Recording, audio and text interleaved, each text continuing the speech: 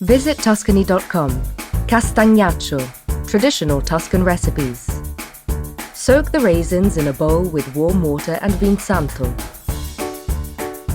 Place the chestnut flour in a bowl with a pinch of salt. Gradually pour in the water.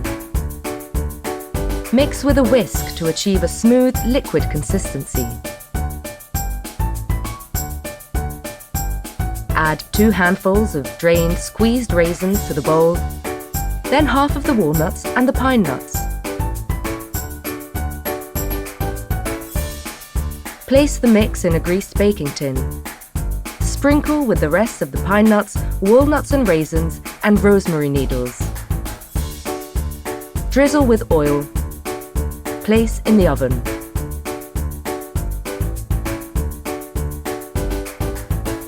Castagnaccio ingredients: 50 grams of raisins,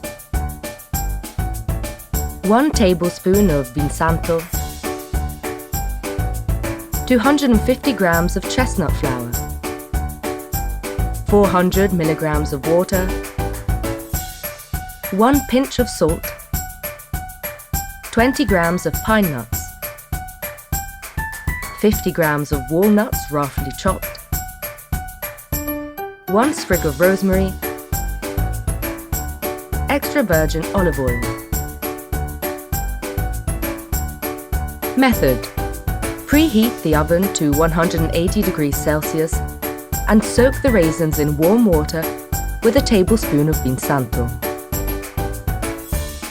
Add the chestnut flour and salt in a bowl. Pour in the water a little at a time, stirring continuously to prevent lumps.